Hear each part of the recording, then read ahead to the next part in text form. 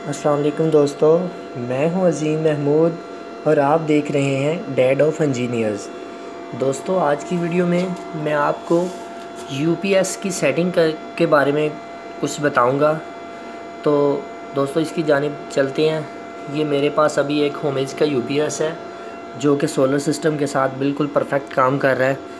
और आज हम इसकी बात करेंगे कि अगर हम इसको सोलर ना भी हो, अगर आपके घर में सिर्फ एक यूपीएस लगा हुआ है, वापडा के साथ कनेक्ट है वो, तो आप उसकी सेटिंग कैसे कर सकते हैं, आपको कैसे पता चलेगा उसके फंक्शन कौन कौन से हैं और कैसे काम करते हैं।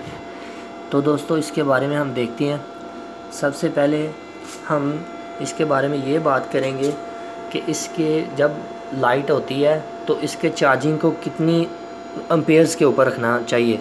ये मेरे पास अभी एक क्लैंप ऑन मीटर है, इससे हम इसके डीसी एम्पेयर जो है वो चेक करेंगे और पीछे से इसकी जो सिलेक्शन है उसको देखेंगे। ये अभी सबसे पहले यहाँ पर अगर आप देखें तो ये लिखा हुआ है नैरो वाइड। नैरो वाइड का मतलब है कि अगर आपने नैरो के ऊपर इसको सिलेक्ट किया हुआ है, ये सिलेक्टर स्विच है, ये इधर उधर हो जाता है।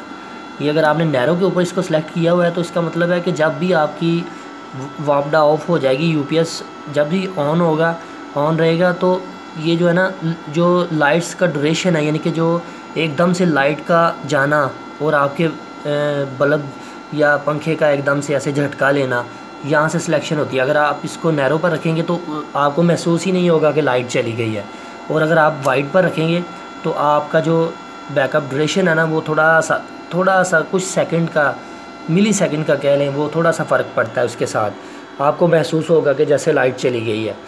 तो ये नैरो वाइड की सिलेक्शन है। मैंने तो इसको नैरो के ऊपर सेलेक्ट करता हूँ क्योंकि नैरो बेस्ट है।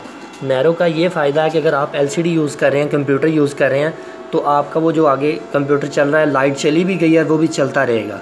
अगर आपने इसको वाइड के ऊपर सेलेक्ट किया हुआ है तो या तो आपका कंप्यूटर बंद हो जाएगा या आपकी एलसीडी बंद हो जाएगी, तो फिर इस केस में फ़ायदा नहीं है, इसको नैरो पर रहने दें। तो आप भी अपने यूपीएस के पीछे देखें, ये दोनों बटन हर यूपीएस के पीछे होते हैं, कोई भी कंपनी का यूपीएस हो उसके पीछे होते हैं, ये होमेज के अलावा जो है। तो ये होमेज का है, इसको मैं नैरो पर सिलेक्ट कर देता हूँ। सेटिंग इसकी दूसरी एक और ये है कि अगर आप पीछे इसके देख सकते हो, ये लिखा हुआ है 15 एम्पेयर चार्ज 20 एम्पेयर, यानी कि ये चार्जिंग एम्पेयर की इनपुट है कि आप कितनी इनपुट पर अपनी बैटरी को चार्ज करना चाहते हैं।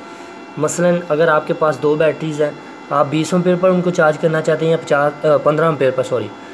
तो जैसा कि आपको पता है कि जितने एम्पेयर ज़्यादा होंगे उतनी बैटरी जल्दी चार्ज होगी, जितने एम्पेयर कम होंगे उतनी लेट चार्ज होगी। इसलिए मैं इसको 15 पर अगर होगा तो मैं इसको 20 के ऊपर कर दूंगा ताकि मेरी बैटरी जल्दी चार्ज हो। जो तो गांव के एरिया आपको पता है, वहाँ पर सारा दिन लाइट आती नहीं, अगर 1 घंटा या आधा घंटा आए भी तो इसकी सेटिंग आप ऐसी कर लें कि इसको 20 के ऊपर सेलेक्ट कर दें ताकि आपकी जब भी लाइट आए बैटरी जल्दी के साथ चार्ज हो। ये इसकी दूसरी सेटिंग है। हम अब इसके एम्पेयर्स को कैलकुलेट करते हैं कि मैं पहले देख लेता हूँ कितने एम्पेयर पर सेलेक्ट है। ये 20 एम्पेयर के ऊपर सेलेक्ट है। अब ये मेरे पास एक एम्पेयर मीटर है, मैं इसको 40 एम्पेयर की रीडिंग पे ऊपर रख लेता हूँ। जैसा कि आप देख सकते हैं 19.20 एम्पेयर मेरे पास इस वक्त ये जो यूपीएस है बैटरी को चार्जिंग के लिए प्रोवाइड कर रहा है। ये वाला यूपीएस बैटरी को चार्जिंग के लिए तकरीबन 20 ही हैं। वो बीच में लाइन लॉस हो, इधर उधर कुछ मसला वगैरह या बैटरी का लोड आ जाता है, इस वजह से पूरी रीडिंग नहीं दे रहा। तो ये 19-20 यानी कि लगभग ही है ना, कुछ थोड़ा सा ही फ़र्क है। तो इसका मतलब है ये 20 एम्पेयर के ऊपर है। अब मैं देखें इसको 15 एम्पेयर के ऊपर सेलेक्ट कर देता हूँ। ठीक है, ये मैं 15 एम्पेयर के ऊपर सेलेक्ट कर दिया। अब आप देखें कि 14.52 54 यानी कि अब ये 15 एम्पेयर के ऊपर सेलेक्ट हो गया। जैसा कि आपके सामने ये 15 एम्पेयर के ऊपर सेलेक्ट हो गया। जब 15 एम्पेयर के ऊपर सेलेक्ट होगा तो ये बैटरी लेट चार्ज करेगा। इसका कोई मेरे ख्याल से इतना फ़ायदा नहीं होता। अगर तो आपने 15 पर सेलेक्ट किया तो ये लेट ही चार्ज करेगा। तो इसलिए मैं इसको 20 के ऊपर कर देता हूँ ताकि मेरा यूपीएस स्पीड के साथ मेरी बैटरी को चार्ज कर ले। तो दोस्तों, ये तो था आज का सोलर कह रहा हूँ, सोलर ही बार बार याद आता है। ये हमारे यूपीएस का रिव्यू कि हम इसकी सेटिंग कैसे करें। ये इसके 2 से 3 फंक्शंस थे, तो उसके बारे में मैंने आपको बताया है। अगर आपको ये मेरी वीडियो पसंद आई है तो मेरी वीडियो को लाइक करें। इस तरह की और भी मैं बहुत सारी वीडियोस आपके लिए लेके आऊँगा, इसलिए आप मेरे चैनल को प्लीज़ सब्सक्राइब कर लें ताकि हम आपस में जुड़े रहें और एक दूसरे के साथ इंफॉर्मेशन का और इस तरह के अच्छी अच्छी ट्रिक्स का तबादला करते रहें।